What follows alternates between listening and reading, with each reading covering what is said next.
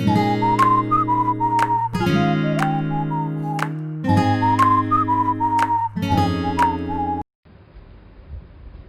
guys, hello and welcome to Helping Hand MBBS. We are back with yet another video of neuroanatomy. I hope that you've seen the previous two videos on the ventricles of the brain. It is very important for first year MBBS students and in fact for every MBBS student. So in this video I am going to particularly talk about the functional areas in the cerebrum and nothing more than that, no sulci and no gyri. But if you want me to discuss about them, please put it in the comment section and I will definitely make a video for it. So this is a video about functional areas. So what are functional areas, or as we call them, the Brodmann areas? So our brain does not function in a haphazard manner. It has to control all the functions of our body, so it will not haphazardly work here and there. So it has given functions to different areas. It's like a division of labor. It has given functions to different areas to control specific functions, and this is how we work because the brain has been divided into different areas. So overall the brain is divided into these, the cerebrum is divided into these four parts: the frontal lobe in the front, the parietal lobe in the middle part, the occipital lobe in the posterior part, and the temporal lobe in the lateral part. And now within these areas we have the specific functional areas with their Brodmann area numbers. So I'm going to, it's my effort that you people can at least learn the most important Brodmann area numbers. Of course we cannot learn all of them, but at least the most important ones. And in the end I will also show you a colored diagram in which all those numbers are already put up, and we will discuss them as a revision in the last image. So starting with this plain brain image, the plain cerebrum image. So first of all I want you to see this sulcus. This is the central sulcus as we popularly call it. The central sulcus divides the brain into two halves, the anterior half and the posterior half. The anterior half is mostly the motor cortex. It controls the functions of our body. It basically does all the work, the mechanical work, whereas the posterior portion is the sensory part, which senses all the sensations that we get in our body. All the stimulus that we feel, it is sensed by the posterior area. Now I will just rub it. Now I will start talking about the areas one by one, with the most important in the first. Okay, so in front of the central sulcus, obviously what will we call the gyrus that is in front of it? We will call it the precentral gyrus. This is the precentral gyrus, and obviously in the posterior part of it there is postcentral gyrus. Okay, so this is not the actual name. This is known as the frontal motor cortex. I will just write it like this, and in the back we have the parietal sensory cortex. Okay, so I will also side by side give the numbers. This is area number 4. You can remember F for frontal and F for 4, and here we have the area number 3, 1 and 2. Okay, so what is the function of the frontal motor cortex? To do all the work. Basically it's like the machine which will do all the work, and the parietal sensory cortex will receive all the general sensations of the body. Okay, now moving ahead, this is the lateral sulcus, and this here that we see, the hole, is the temporal lobe. Okay, this temporal lobe is further divided into different gyrus by the superior temporal sulcus and the inferior temporal sulcus. Obviously this one will be known as the superior temporal gyrus, this is the middle temporal gyrus, and this is the inferior temporal gyrus. The superior temporal gyrus, I will also like to tell you the fancy name that it has. It is also known as the Heschel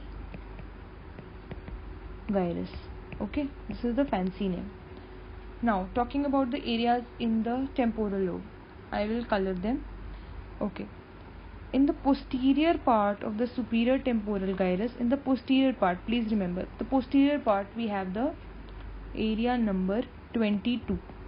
I will talk in detail about this area number 22 in about 3-4 minutes, so please bear with me. Sorry, I'm so sorry. Okay, I'm so sorry for the inconvenience. So in the posterior part we have the area number 22. In the anterior part, here we have the area number 39. Oh sorry, I'm so sorry, not the area number 39, please forget the area number 39. It's area number 41 and 42. Okay, this is the auditory cortex. Whatever we hear is finally perceived in the auditory cortex, area number 22, area number 41 and 42, and in the back we have the area number 22. I will tell you the details of area number 22, please wait. Okay, coming to the frontal lobe. In the frontal lobe again we have superior temporal sulcus, superior frontal sulcus and the inferior frontal sulcus, which divides the brain into superior frontal gyrus, a middle frontal gyrus and an inferior frontal gyrus. Okay, so now talking about the area specifically present in the frontal lobe, the most important of all is this one. This is the area number 8. This is known as the frontal eye field. What is the function of the frontal eye field? The function of the frontal eye field is to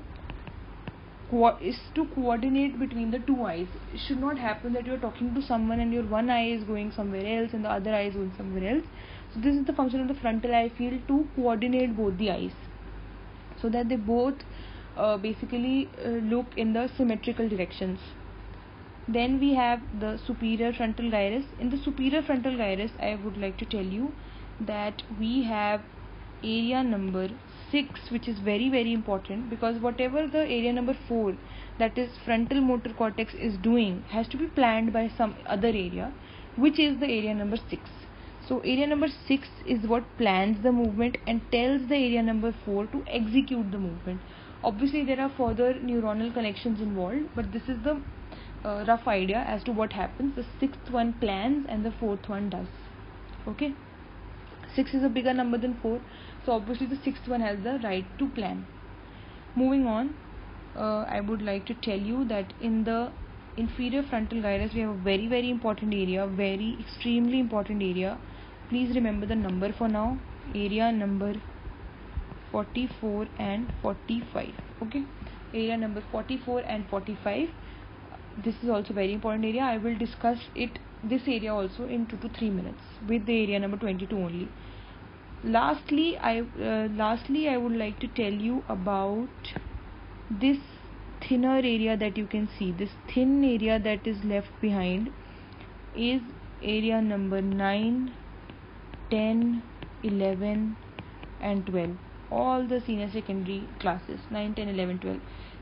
This is the time, right, when we all start thinking very critically, we start becoming very sensible. So area number 9, 10, 11, 12 is also involved in critical thinking. Okay, so we've covered almost all. Just one more left here. In the posterior lobe, in the occipital lobe, we have this area, which is the occipital cortex, area number 17. Area number 17. Okay, this is the visual cortex. Okay, moving on. Now I'm going to be talking about the area number 22 and 44 and 45. Let me just rub it all for you.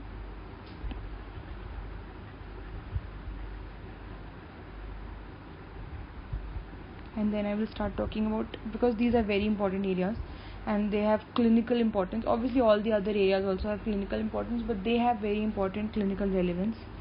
So coming in the posterior part of superior temporal gyrus, we had area number 22. This is known as the Wernicke's sensory speech area. What is the function of this area is to perceive whatever is being said in front of you. Okay, somebody said something, so the area number 22 will understand what has been said. Then over here I marked another one in the inferior frontal gyrus. We have area number 44 and 45. This is the Broca's area. Broca's area of speech. This is the one which allows you to speak. Basically, control all the muscles of speech is by the Broca's area. Now, there is one very important link between these two areas. You can understand that they have something very common related to speech, both of them. One is sensing, one is doing. So they are connected by this very important fasciculus known as the arcuate fasciculus. Now I'm going to try to explain it to you in a very interesting manner. I hope you understand. I really wish that you guys also understand, because it has very important clinical relevance. Okay, now please understand over here. This is person A, this is person B. Okay, A and B. Person A said something, person B understood something. Only this part, the part where B has understood something has been done by the area number 22. Now the person has replied something in response to what person A said. This is because of the area number 44 and 45. Okay, but what happened in the middle? How did the brain understand what has to be said? So this is where the function of arcuate fasciculus comes into play. What happens is that when area number 22 understood something, through the arcuate fasciculus it sent signals to area number 44 and 45 that okay, I have understood what has been said, now you give this reply. So this is all that Broca's area will do. This will just give the reply to that person by understanding what has been said. Area number 22 gives signal to area number 44 via the arcuate fasciculus that what has to be said, and then area number 44 will make you say that thing. What is the clinical relevance? I am going to tell you. See, one person is there who cannot speak only, who is not able to speak only, but when you sort of study his brain, he is able to understand what was said, but he is not able to answer. So you can easily understand the problem is in the Broca's area. The person is not able to speak. But if the person is speaking very fluently also, but not really making sense as to the words are correct, the sentences are also somewhat correct, but it is not the reply that should have been there. So there the problem is in the arcuate fasciculus. And if the person is talking nonsense, absolute rubbish, the person is giving everything that was in his mind to you, very nonsense talks, which that means what? That the person has not understood only that what was asked or what was said. That is the problem in area number 22. So a problem in Broca's area will be motor aphasia, where the person is not able to speak properly. A problem in Wernicke's sensory speech area will be sensory aphasia, where the person is not able to understand what has been said. And a problem in the arcuate fasciculus means that the person is not able to form a reply. So the person is, there is poor repetition of words. Poor repetition of words. Like if you ask him to say a particular sentence, he will not be able to repeat it, because he has not only understood what has been, he is not able to carry the information from his area number 22 to area number 44 and 45. So this was very important. I hope you understood this. This is a very important concept. Moving on, this is just a colored diagram, a fancy diagram, so that you can revise all the important numbers. I will just highlight important numbers over here, starting with area number 312, which is the parietal sensory cortex. Then moving on to area number 4. As we know, this is the frontal motor cortex, and who was giving the idea, who was planning what has to be done, was area number 6, just in front of it. Then in the frontal cortex we had this area number 44 and 45, we just discussed in very detail, the Broca's area. We have the frontal eye field, which again we discussed. We have 9, 10 and then 11 also. 12 must be behind somewhere, involved in critical thinking.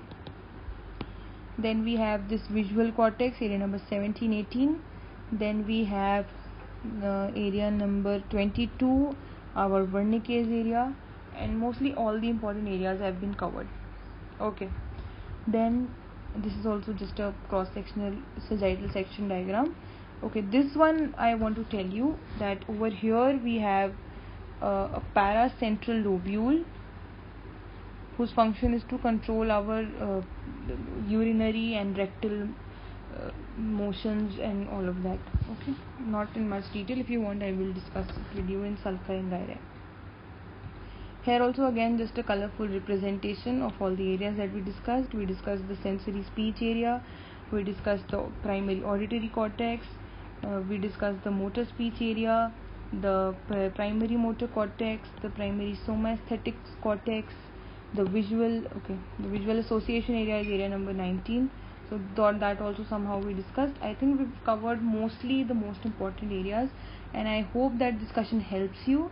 And please like the video and please share it with your friends so that they can also watch this video. And please comment if you have any feedback that we can improve. I know we can definitely improve. We will try also. We will try to get better. And thank you so much for watching this video till the end. If you have watched this video till the end, thank you. See you soon in another video, and please don't forget to subscribe our channel. Thank you.